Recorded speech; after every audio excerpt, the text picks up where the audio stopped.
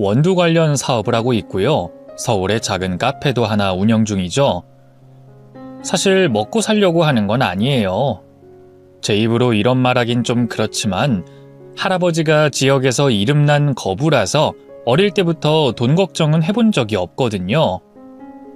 그래서 사업 운영은 거진 직원들에게 맡겨놓고 있고요. 저는 주로 아내와 함께 시간을 보내고 있습니다. 남들이 보면 무슨 남자가 일도 안 하고 지 와이프 치마폭에만 쌓여있냐고 욕할지도 모르겠어요. 하지만 저는 아내와 함께 있는 단 1분 1초의 시간도 소중하답니다. 모종의 끔찍한 사건으로 아내와 10년 동안 떨어져 살았거든요. 무슨 사연인지 궁금하시죠? 지금부터 천천히 이야기를 풀어나가 보겠습니다. 사실 아내는 처음 만났을 때부터 범상치 않은 여자였어요. 당시 저는 30대 초반이었고요. 이제 그만 좋은 여자 만나 결혼하라는 부모님의 등살에 못 이겨 매일같이 맞선을 보러 다니고 있었는데요. 그날도 피 같은 주말에 호텔 커피숍에 앉아 맞선 상대를 기다리고 있었죠. 그런데 갑자기 깨악 하는 비명소리와 함께 제 어깨에 무언가 차가운 액체가 확 쏟아졌습니다. 뒤돌아보니 웬 여자가 하얗게 질린 얼굴로 서 있었어요. 아마 음료수를 들고 걷다가 실수로 제게 쏟아버린 것 같더군요. 하필이면 토마토 주스였는지 모처럼 차려입은 양복이 시뻘건색으로 물들었더라고요. 축축하고 시큼한 냄새에 기분이 나빴죠. 죄송해요. 제가 그만 발을 헛디뎌서. 괜찮으세요? 어쩔 줄 몰라 하던 여자는 품에 있던 손수건을 꺼내 흥건해진 제 옷을 닦아주기 시작했어요. 타인이 갑자기 제 몸에 접촉하는 게 당황스러워 황급히 자리에서 일어났죠. 괜찮습니다. 화장실 좀 다녀올게요. 네, 그러세요. 정말 죄송합니다. 화장실에서 대충 수습하고 돌아오니 여자는 아직도 그 자리에 그대로 서 있었어요. 마치 벌받는 학생처럼 안절부절 못하고 있더군요. 저를 발견한 여자가 얼른 제 쪽으로 다가왔어요. 어떡해요. 옷을 다 망쳐서. 금방이라도 울 것 같은 얼굴이 자세히 보니 꽤 예쁘더군요. 저도 남자는 남자인지라 갑작스러운 사고로 생겼던 짜증이 슬며시 가라앉더군요. 괜찮습니다. 뭐 일부러 그러신 것도 아니고 사고로 생긴 일이니까요. 그래도 세탁비는 얼마나 나올까요? 일단 돈부터 드릴게요. 아니에요. 뭐 비싼 양복도 아니고 됐습니다. 그런데도 여자는 미안했는지 한사코 돈을 주려고 하더라고요. 제가 끝까지 안 받겠다고 하자 곤란한 표정을 짓더니만 생각지도 못한 뜻밖의 제안을 하더군요. 그럼 제가 밥이라도 살게요. 이 뒤에 일정이 있으세요? 오늘은 약속이 있어서 좀 힘들 것 같은데. 그럼 내일은 어떠세요? 제 연락처 드릴 테니까 편할 때 연락 주세요. 여자는 가방을 열어 수첩을 꺼내더니만 한 장을 쫙 찢었어요. 그리고 거기에 자기 번호를 적어 내밀더군요.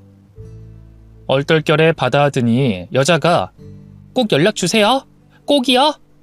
몇 번을 당부하고는 인사 후 커피숍 밖을 나갔습니다. 마치 교통사고를 당한 사람처럼 한동안 어리빠져 있었던 것 같아요.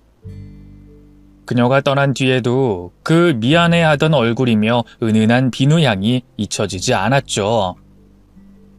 당연하게도 그날의 맞선은 꽝으로 끝났습니다. 제가 도무지 집중을 못하니 맞선녀는 기분 나쁜 티를 팍팍 내다가 그냥 가버렸죠. 그래도 아무 생각도 들지 않았네요. 그때 제 머릿속을 지배했던 건 오직 그녀뿐이었으니까요. 고민하다 다음날 그녀에게 연락을 했어요. 그리고 그 주 주말에 근사한 레스토랑에서 함께 밥을 먹었죠. 어찌나 떨리던지. 지금까지 수많은 맞선을 보고 여자들과 밥을 먹었지만 그렇게 긴장한 건 처음이었죠. 혹시 이상한 소리를 내진 않을지, 음료수를 쏟는 실수를 하진 않을지 별게 다 신경 쓰여서 밥이 코로 들어가는지 입으로 들어가는지조차 모르겠더라고요. 그래도 나름 이런저런 대화를 나눈 덕에 그녀에 대해서 많이 알게 됐어요. 그녀는 저보다 5살 연하였고요. 작은 무역회사에서 격리로 일하고 있었죠. 어릴 때 아버지가 돌아가셔서 엄마랑 남동생 이렇게 셋이 살고 있거든요. 남동생이 아직 학생이라 제가 실질적인 가장이에요. 어린 나이에도 가족을 위해 성실하게 사는 모습이 존경스러웠어요. 겉보기엔 유약해 보이는데 내면이 참 단단한 사람 같더군요. 그렇게 전 속수무책으로 그녀에게 빠져버렸습니다. 어떻게든 그녀와 연결고리를 만들고 싶었어요. 그래서 그녀가 화장실에 간 사이 계산을 해버렸죠. 그러자 그녀는 엄청 당황하더라고요. 아니, 제가 사려고 했는데 영철 씨가 계산해버리시면... 누가 계산하면 어때요? 맛있게 먹었으면 됐죠. 그치만... 그럼 다음에 만날 땐 진짜 정숙 씨가 사세요. 나름 다음에 또 만나고 싶다는 제 마음을 담은 말이었죠. 천연덕스럽게 얘기하려고 했는데 여자 만나본 경험이 별로 없어서일까요? 얼굴에 열이 확 몰리더군요. 거울로 굳이 보지 않아도 시뻘개졌다는 걸 알 수 있었죠. 그러자 그녀는 한참을 묘한 표정으로 저를 바라봤어요. 혹시 거절하려는 건가 싶어 긴장한 순간 천천히 그녀의 고개가 위아래로 움직이더군요. 좋아요. 그럼 다음에 또 만나요. 연락 기다리고 있을게요. 참 이상하죠? 그때 그녀의 표정은 금방이라도 울 것처럼 슬퍼 보였어요. 마음에 드는 남자에게 대시받은 여자 같진 않았죠. 그래서 혹시 내가 마음에 안 드는 건가? 옷 때문에 어쩔 수 없이 다음을 기약한 건가? 별의별 생각을 다 했네요. 그래도 그녀는 제가 약속을 잡을 때마다 군말 없이 나와줬어요. 그렇게 데이트 1번이 2번이 되고 3번이 되고 5번째인가 만났을 때쯤 장미꽃 100송이를 사서 정식으로 고백을 했더랬죠. 거절당할까 걱정했는데 다행히 그녀는 제 마음을 받아줬습니다. 다만 그때도 크게 기뻐 보이진 않았네요. 오히려 묘하게 슬퍼 보였죠. 그리고 그건 제가 1년 후 결혼하자고 청혼했을 때도 마찬가지였습니다. 그녀는 어색하게 웃으며 좋아요. 나도 영철 씨랑 부부가 되고 싶어요. 하고 답했더랬죠. 하지만 여전히 눈빛만은 어딘지 모르게 슬퍼 보였어요. 사랑에 눈이 멀어서일까요? 아니면 어떻게든 그녀를 갖고 싶었기 때문일까요? 그때까지만 해도 그런 그녀의 묘한 분위기를 대수롭지 않게 여겼어요. 제가 너무 예민한 거라고 생각했죠? 설마 그녀에게 그런 충격적인 비밀이 숨겨져 있을 줄이야. 사실 애초에 조짐이 있긴 했어요. 결혼 직전 그녀가 제게 할 말이 있다면서 놀라운 사실을 고백했거든요. 바로 어마어마한 빚이 있다는 거였죠. 1금융권 대출은 물론 심지어 사채까지 끌어다 썼더군요. 평소 하고 다니는 모습도 수수하고 무력도 없어 보이던 그녀에게 억소리 나는 빚이 있었다니 얼마나 놀랐는지 몰라요. 아버지가 돌아가시기 전에 보증을 잘못 썼거든요. 그래서 집에 빚이 좀 있었는데 멋모르고 사회초년생 때 사채를 써서 갚는 바람에 그 뒤로는 이자가 눈덩이처럼 불어나 버려서 속수무책이었어요. 너무 늦게 말해서 미안해요. 이걸로 헤어지자고 해도 이해해요. 그녀는 특유의 천연한 얼굴로 제게 사정을 설명했어요. 다른 것도 아니고 돌아가신 장인어른이 보증을 잘못 써서 생긴 빚이라니 절 속였다는 생각에 화가 나기보단 오히려 안쓰럽기만 하더군요.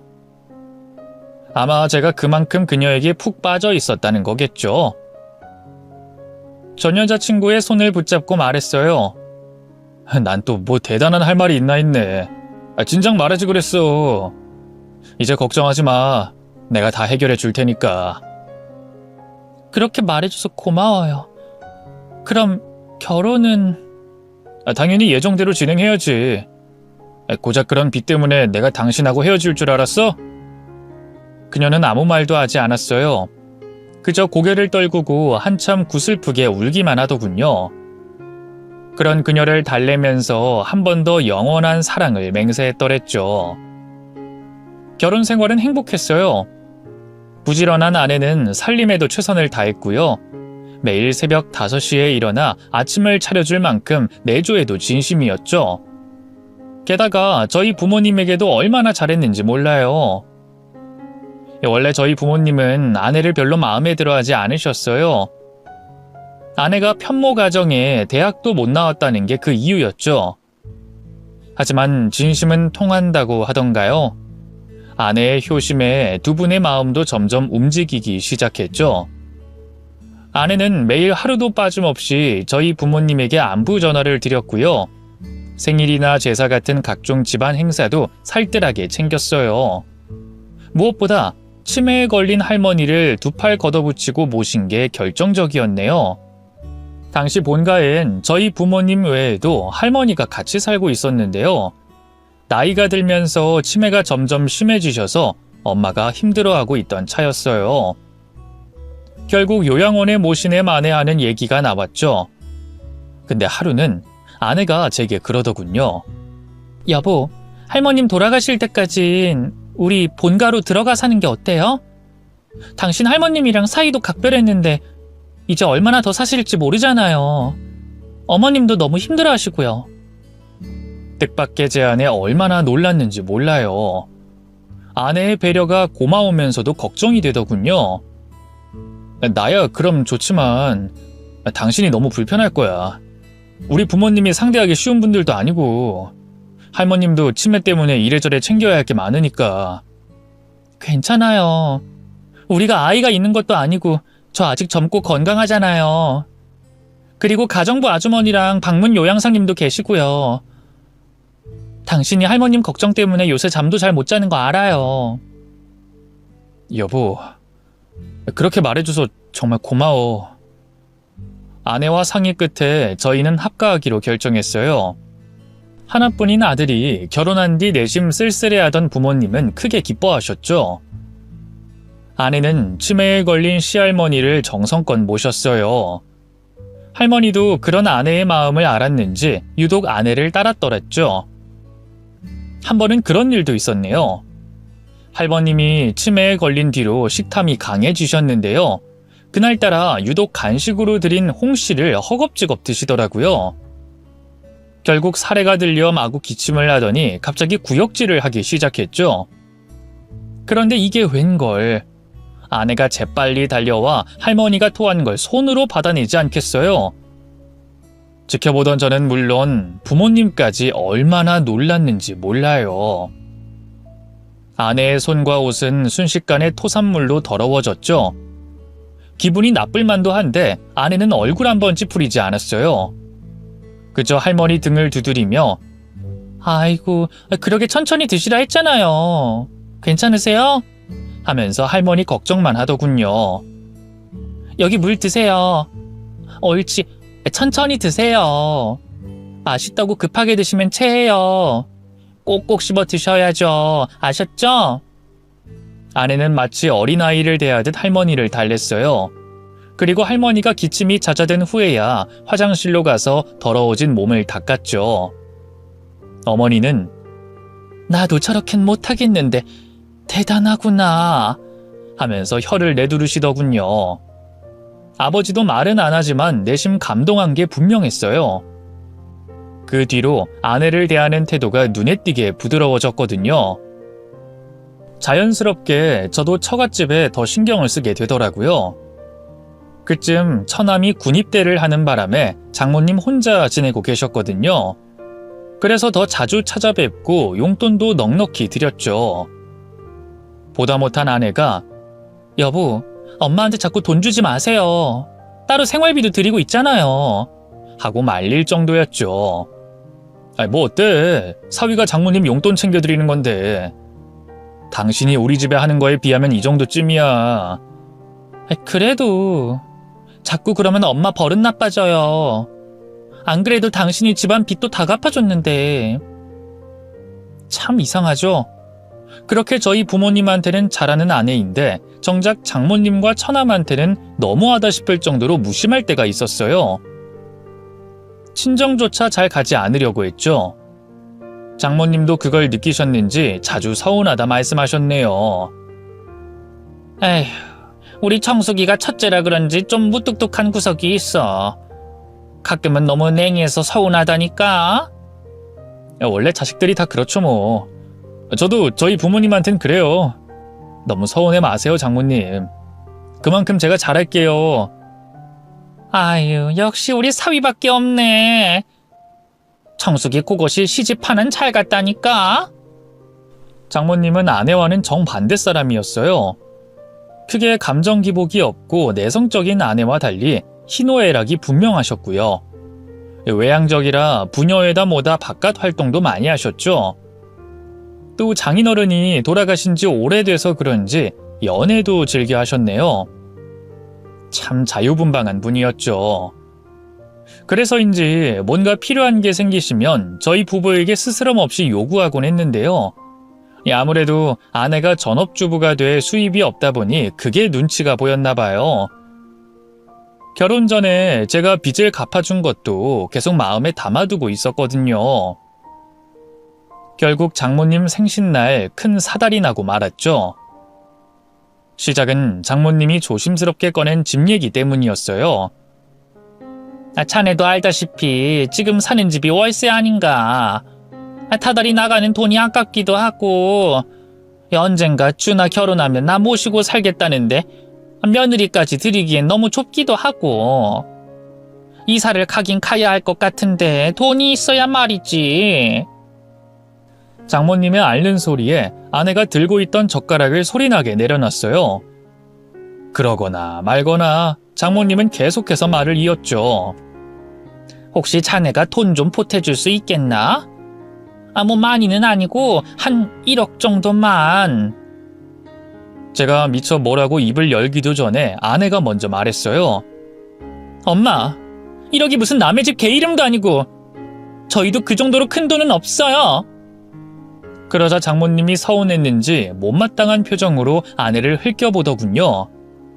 너한테 안 물어봤다. 김서방한테 물어봤지. 김서방, 나도 큰 돈인 건 아네. 근데 이 싼 집은 이 늙은이가 살기엔 영 환경이. 아유, 그럼요. 나이 들수록 더 좋은 집에 살아야죠. 어떻게 뭐 받은 집이 있으신 거예요? 아내의 눈치가 보였지만 최대한 기껍게 대답했어요.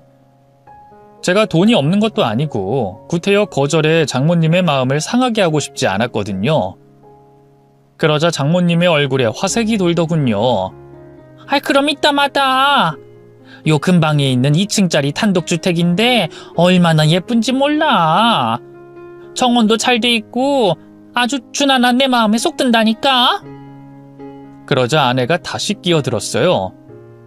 단독주택이 유지비가 얼마나 많이 드는 줄 알아요? 관리비며 보안업체며 못해도 달에 100은 늘 텐데 그럼 그 돈은 준하랑 엄마가 낼 수 있는 거예요?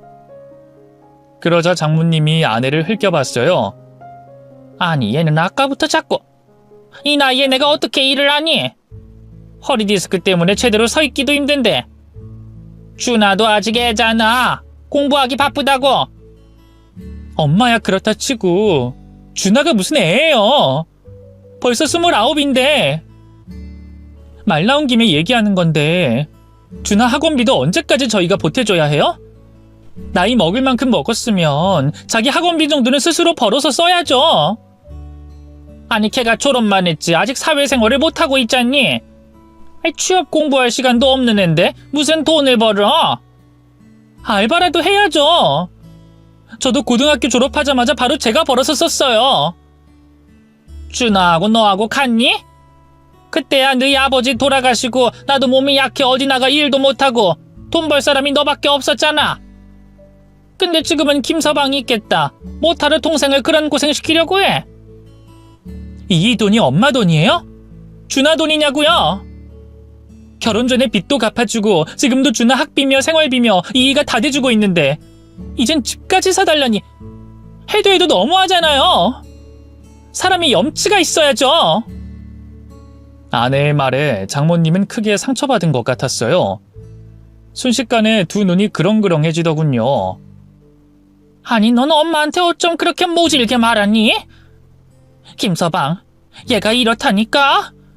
결혼 전까지만 해도 이렇지 않았는데 결혼하고 지 가족 생겼다고 아주 나랑 지 동생을 찬밥 취급해. 아이고, 우리 바깥 양반만 살아있었어도. 급기야 장모님은 손수건까지 꺼내 서럽게 울기 시작했어요. 당황한 저는 그런 장모님을 달래느라 급급해졌죠. 에이, 장모님 왜 그러세요? 이 사람이 그냥 저한테 미안하니까 하는 말 같고. 1억이면 그 집 살 수 있는 거예요? 제가 계좌로 바로 보내드릴게요. 됐네. 그깟 돈 더러워서 안 받고 말지. 앞으로는 굳이 이렇게 찾아올 필요 없네. 내가 남의 집 일을 하든 거리에서 동냥을 하든 준하하고 둘이서 어떻게든 아등바등 잘 살아볼 테니까. 그렇게 말씀하시면 제가 서운하죠. 처남이나 장모님이나 제겐 소중한 가족인데. 뭐해 당신? 얼른 장모님한테 사과드려, 응? 그런데 아내도 어지간히 화가 났던가 봐요. 냉랭한 표정으로 가만히 서 있다가 그대로 자리를 박차고 나가버리더군요. 결국 장모님의 생신날은 그렇게 파투가 나고 말았죠. 집에 돌아와서 아내는 제게 신신당부했어요. 장모님에게 절대 집을 사주지 말라고 말이죠. 뿐만 아니라 지금까지 드리던 생활비도 앞으로는 주지 말라 하더군요. 에이, 어떻게 그래. 장모님 형편 뻔히 아는데. 처남 취직할 때까지만 지금처럼 우리가 챙겨드리자, 응? 안 된다니까요? 사람이 누울 자리 보고 다리 뻗는다잖아요. 그렇게 당신이 물으니까 엄마가 정신 못 차리고 집까지 사달라는 거예요. 사위한테 집 좀 사달라는 게 뭐 어때서. 막말로 내가 능력이 없는 것도 아니고. 원래 당신이 처갓집 생계 책임지는 가장이었는데 나랑 결혼하면서 일 그만둔 거잖아. 남의 집 기둥 빼온 건데 나도 책임 있지. 아내에게 상처를 줄 생각은 없었어요. 그런데 제 말에 아내는 갑자기 눈물을 흘리더군요. 그럼 다 저 때문이네요. 제가 못나서 이렇게 당신한테 저희 가족 생계까지 떠넘기고. 얘기가 왜 그리로 튀어. 당신 정말 이렇게 나올 거야? 그전까지 저희는 사소한 말다툼 한번 해본 적이 없었는데요. 그때 처음으로 부부싸움이라는 걸 했던 것 같아요. 아내는 속이 상했는지 어쩐 건지 잠깐 나가서 바람 좀 쐬고 오겠다고 했어요. 걱정됐지만 저도 나름 화가 나서 마음대로 하라고 대답하고는 서재로 들어가 버렸죠. 그땐 정말 몰랐네요. 그게 아내와의 마지막이 될 줄은 말이죠. 혼자 분을 삭히다 새벽녘에야 잠들었는데요.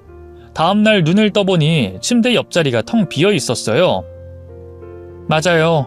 아내가 외박을 한 거예요. 충격받아 바로 전화를 했지만 받지 않더군요. 문자에도 답이 없고요. 그때까지만 해도 아직 화가 안 풀렸나? 아무리 그래도 그렇지 집에 안 들어오다니 너무하네 정도로만 생각했던 것 같아요. 그래서 일단 출근을 해서 평소처럼 일을 했죠. 그런데 이게 웬걸, 퇴근 후 집에 돌아왔는데도 여전히 아내가 없는 거예요. 급하게 아내 핸드폰으로 다시 전화를 걸어봤지만 꺼져 있다는 기계음만 들리더군요. 그제야 사태의 위험성을 깨달은 저는 아내를 아는 사람들에게 닥치는 대로 연락했어요. 저희 부모님과 장모님, 친구들, 그리고 자주 왕래하던 이웃들. 하지만 그 누구도 아내의 행방을 아는 사람은 없었습니다. 정말 미칠 것 같더라고요. 딱 하룻밤 기다려보고 바로 경찰에 신고했어요. 그런데 경찰은 오히려 저를 의심하더군요. 아파트 CCTV 확인 결과 아내 혼자 스스로 외출했다는 게 밝혀졌거든요. 경찰은 전날 다퉜다고 했죠? 혹시 그때 아내분한테 폭력적인 성향을 보이진 않았습니까? 꼭 때렸다거나 그런 거 말고도 뭐 소리를 질렀다거나 물건을 던져서 부쉈다거나 그럼 덜컥 두려운 마음에 가출했을 수도 있어요. 하면서 저를 몰아세웠어요. 참 답답했습니다. 혹시 내가 뭔가 실수해서 정말 아내가 자발적으로 집을 나간 건 아닐까 하는 걱정도 됐죠. 그런 제 마음을 아는지 모르는지 아내는 일주일이 넘도록 행방불명 상태였습니다. 그쯤 되니 저도 멀쩡한 정신으로 버틸 수가 없더군요. 괴한하게 납치당한 건 아닐지 어디서 사고라도 당한 건 아닐지 미쳐버릴 것 같았습니다. 처음 1년은 오매불망 아내가 무사히 돌아오기만을 기다렸어요. 하지만 2년, 3년, 4년 시간이 흐를수록 저도 지쳐갔죠. 주변에선 제게 아내는 죽은 거라고, 설사 죽지 않았다고 해도 이미 다른 남자와 만나 살림을 차렸을 거라며 잊으라고 하더군요. 뭣도 모르고 떠들어대는 사람들에게 화가 났어요. 제가 아는 아내는 그럴 사람이 아니었으니까요. 아내가 없는데도 세상은 참 아무 일 없다는 듯이 돌아가더군요. 시간은 또 어찌나 화살처럼 빠르게 흘러가던지 정신을 차려보니 어느새 10년이라는 세월이 흘러있더군요. 아내의 실종 신고도 자연스럽게 사망으로 종결돼 버렸죠. 그쯤 되니 저희 부모님도 제게 재혼을 권하시더군요. 하지만 아내의 마지막을 두 눈으로 확인하지 못해서일까요? 제 마음속은 여전히 아내로 꽉 차 있어서 다른 여자가 들어올 공간이 없었어요. 막말로 죽었다면 시체라도 두 눈으로 확인하고 싶을 뿐이었죠. 그러던 어느 날이었어요. 모처럼 만에 처남이 술 한잔 하자더군요. 그쯤에 처남은 취업을 포기하고 제가 운영하던 커피숍에서 바지 사장으로 일하고 있었어요. 그 사이 결혼도 해서 여우 같은 마누라와 토끼 같은 자식들하고 오순도순 가정까지 꾸렸더랬죠. 매형 오셨어요? 도착하니 이미 처남은 먼저 술을 마시고 있었어요. 돌아가신 장인어른을 닮아 처남도 술을 무척 좋아했거든요. 가끔 과할 정도로 포금하고 매장에 출근하지 않을 때도 있었네요. 남이었다면 진작 얄짤없이 잘랐겠지만 처남이니 뭐 어쩌겠어요. 그냥 잔소리만 하고 말곤 했죠. 그래서인지 그날도 처남은 술을 과하다